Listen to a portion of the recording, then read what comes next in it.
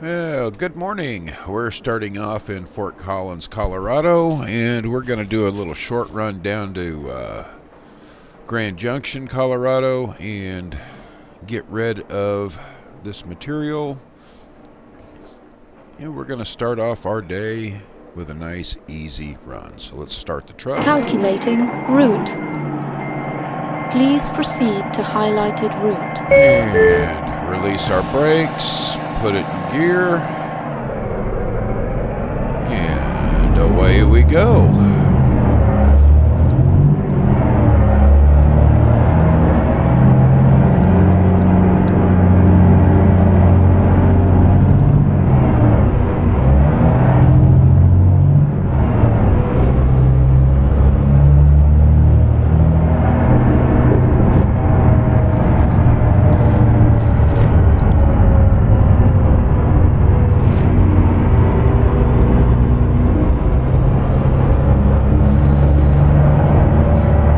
A nice big farm.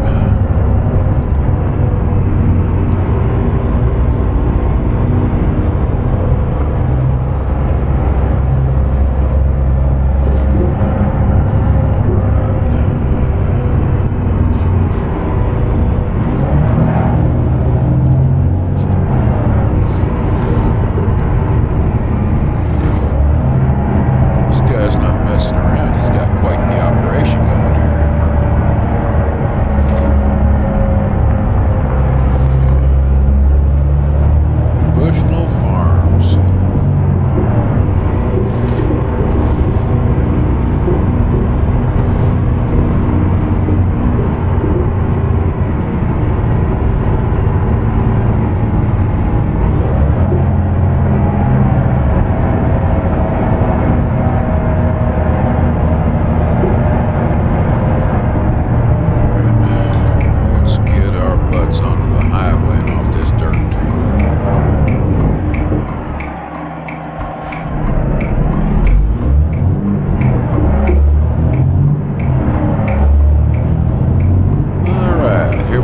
Making money.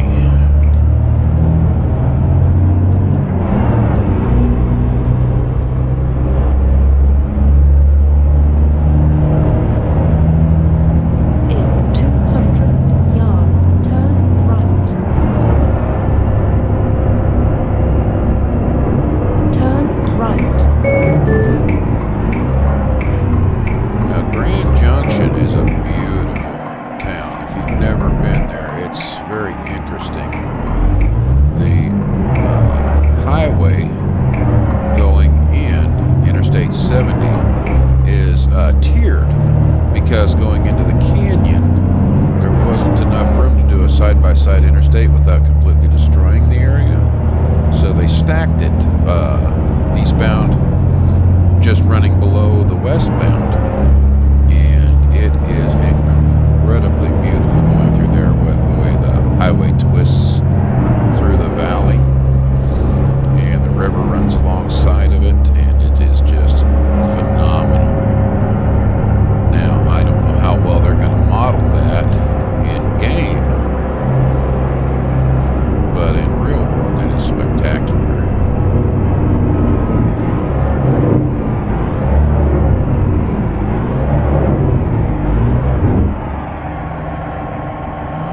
So today we're driving an International cab-over, painted up to look like the truck that my first long-haul truck, my first real over-the-road job was for this company here, and I ran in a team operation for about a year before moving on to greener pastures. And the experience that I gained working for this company was invaluable. It taught me a lot about actually being a long-haul driver and time management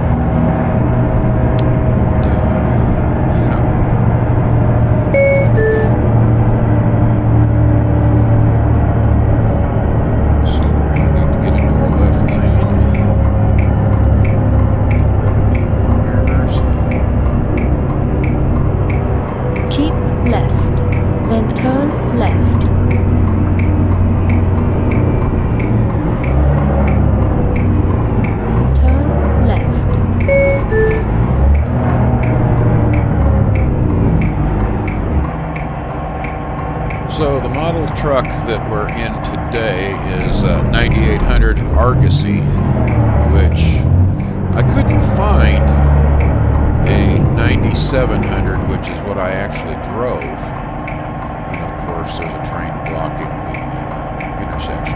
But in the Argosy is what was called a flat floor cab over.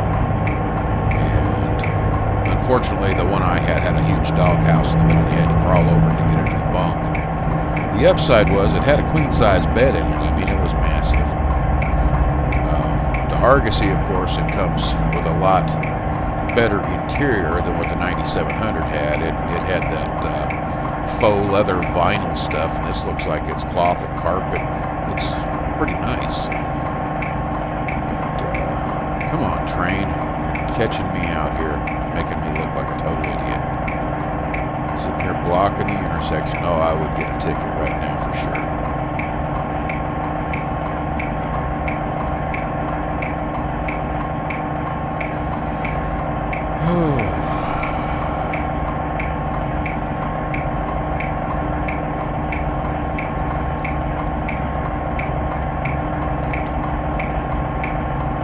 So it's funny that in game, the big brands like TA and Gloves and Pilot and Petro, they're not really represented in the truck stops the way they would be in, the real world. And I'm sure that's a licensing thing. But it's fun when I'm driving along trying to figure out which truck stop is which. I mean, some of them are pretty obvious. I know where, some of the Petros are, where the TAs are, the Pilots and all that. But because of compression and the way they emit a lot of stuff out of the game just for scaling and compression, it's sometimes it's a challenge to figure out which truck stop I'm actually pulling into. And that's kind of fun. Yards, turn right. Okay, so Turn right. So the Home Depot is called the Home Store, and let's see here, it's just interesting. You would think that the companies would be glad to have their brand represented in the game. Like right here, this is a Piggly Wiggly, or no, that's a Walmart rather. Yeah, Walmart. You would think that the companies would be more than happy to have their logos represented. Turn left. Now, Waffletopia, in the real world, that logo's really close to Der Wiener Schnitzel.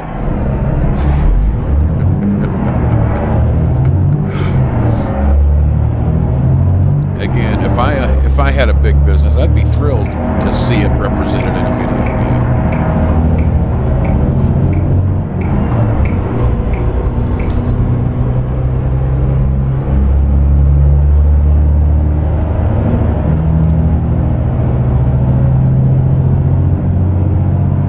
Keep right, then immediately exit right.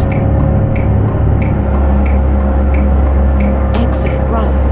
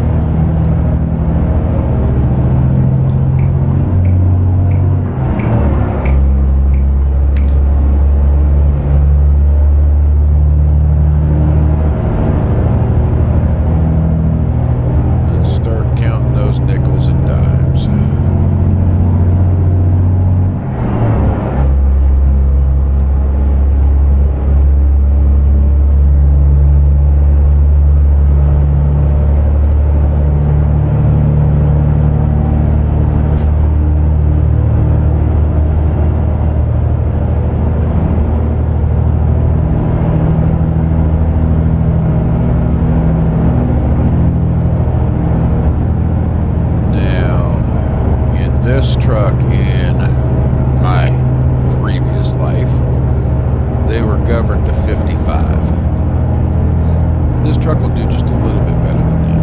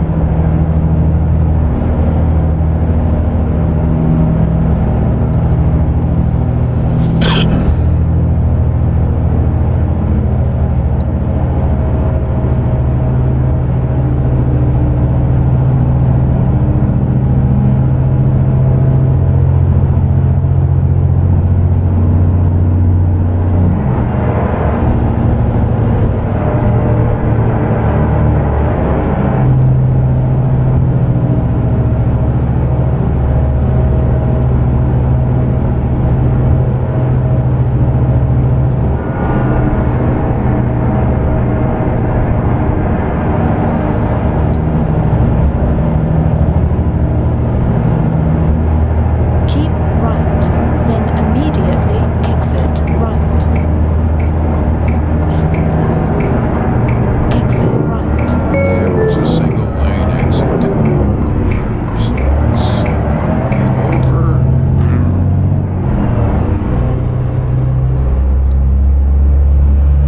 That was not good.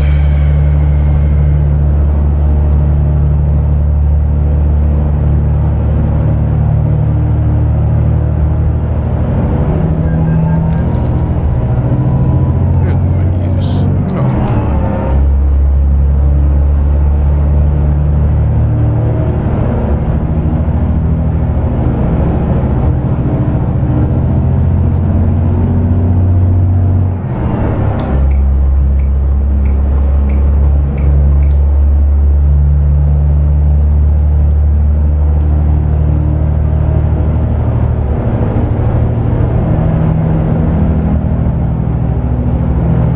So when you're driving a truck, one of the things you have to worry about is your trailer and making sure that it stays in your lane and doesn't encroach into the other traffic's lanes and potentially causing an accident or running off the right side of the road and in narrow road situations winding up in a ditch.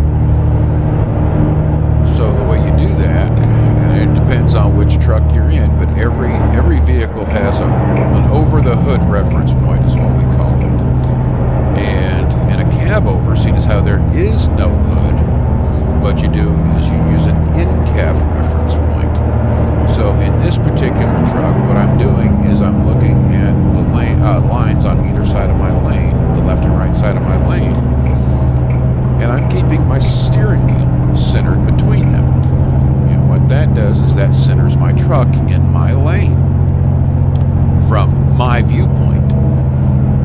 So if you look at the steering wheel and where it is in relations to the left and right lines, now when I'm making a right turn, I crowd that left line with my steering wheel, which keeps my trailer in my lane as I go around. And if you look in the left mirror, you see I'm still in my lane. Right mirror shows my trailer off the white line on the right, and then when the road goes straight again, I bring that steering wheel more towards the center, and again, if you look in the left mirror and the right mirror, my trailer's right where it needs to be. And now I'm going into a left-hand sweeper, so I crowd that right line, and what that does, it keeps my left side of the trailer from creeping over the line into the traffic.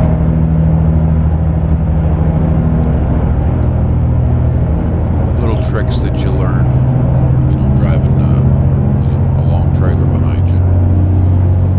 You don't necessarily need those tricks in your car, but they don't hurt.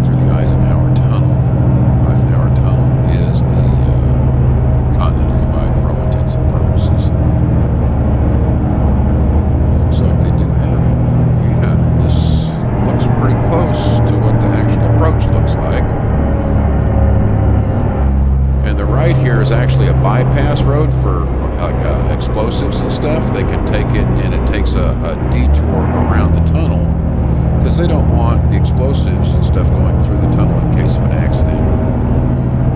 Yeah, that would not be good.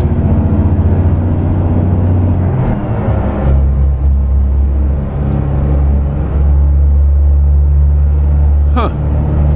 Not too bad. It looks pretty close to the real thing.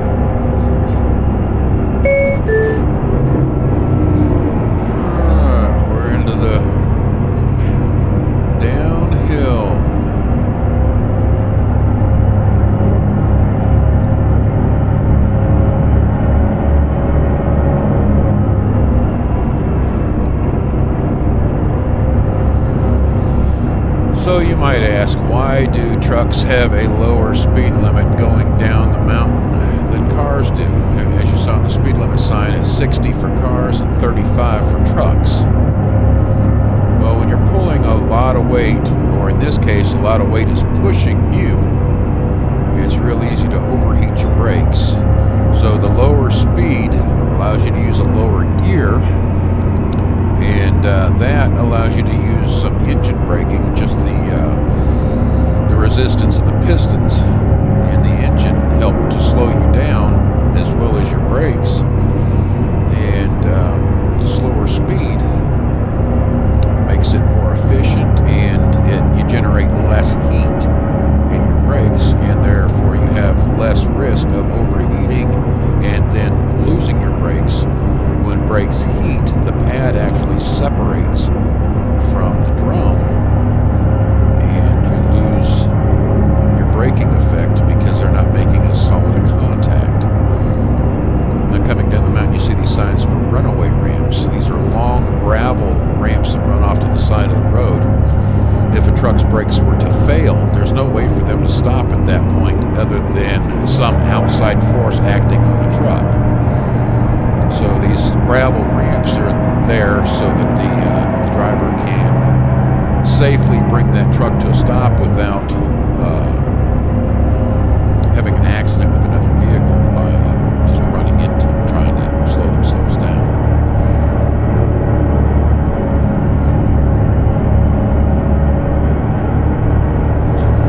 Now, even at 35 miles an hour at the bottom of this mountain, my brakes are going to be pretty warm.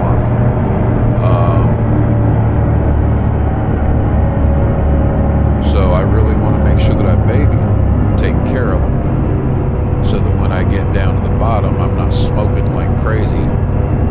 That's a really good indicator that your brakes are out of adjustment, and the troopers will be watching for trucks with smoking brakes.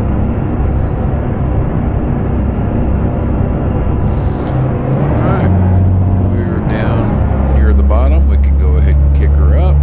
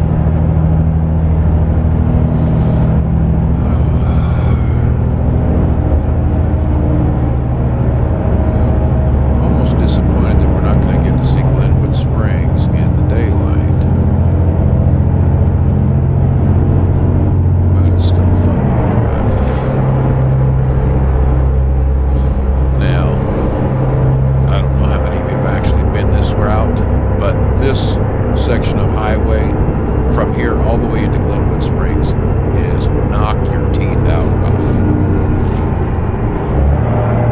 From all the snow chains and the heaving and everything else, and it's a concrete highway, and it is, oh God, it is brutal.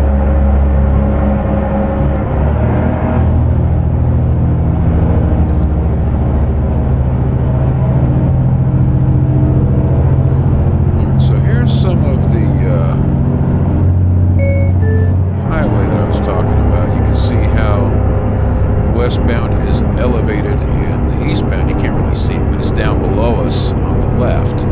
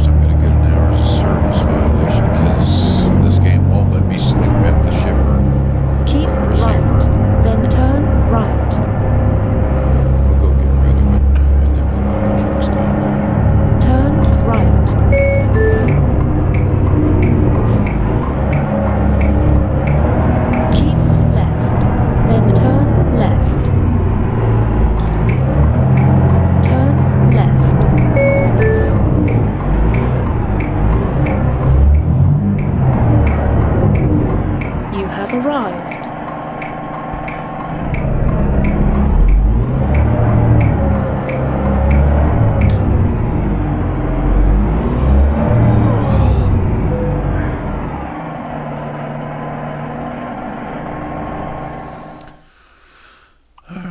Let's go park this thing.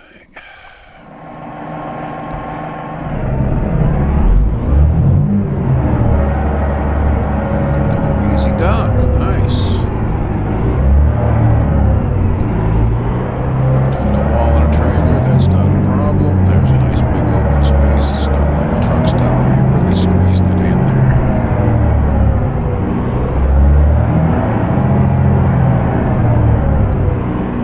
Okay, so now I want to get my distance, which in the game it's kind of hard to judge distance in the mirrors. Really, it's not too bad.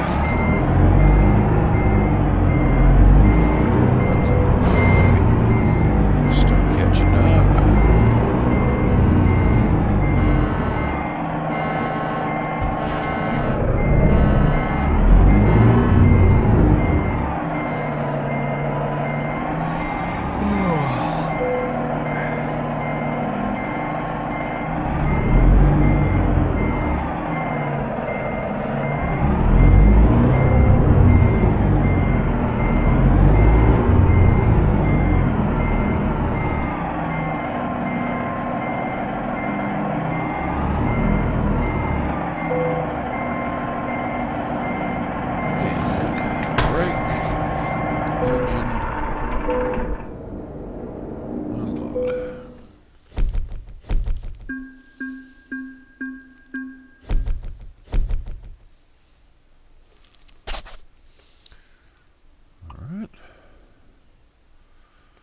Let's get over to the truck stop and get some sleep.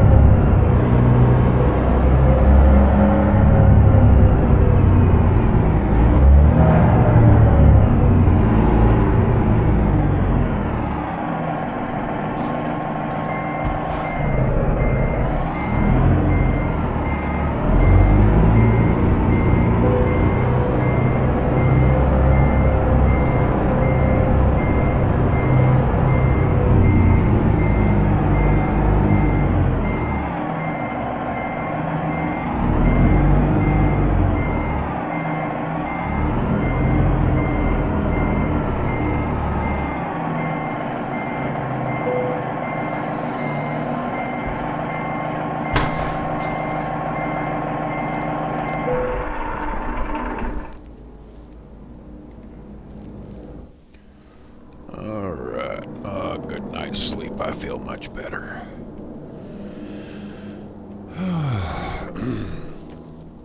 Jump out. Take a look at the truck.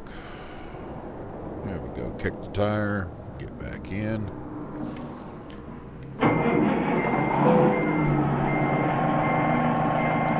Let's pull up to the fuel pump.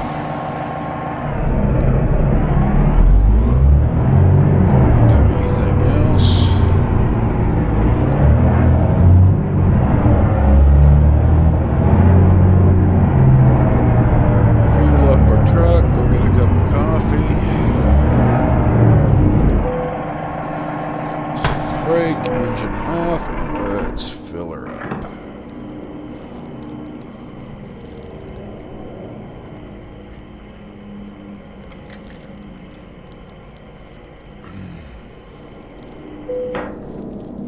All right, now let's go ahead and let's take a look at what's going on the cargo market. We're in Grand Junction.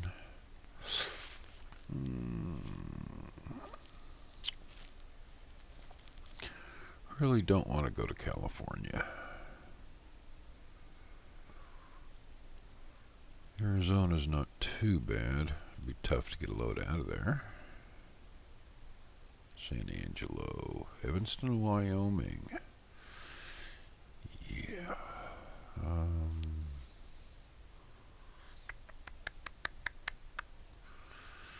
Nothing really just jumps out at me.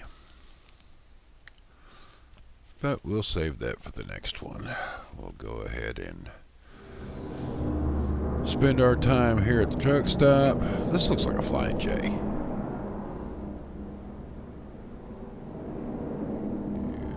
Anyway, we're going to go ahead and call it here. We'll catch you when we decide what we're going to do. We're going to go take a look at the load board.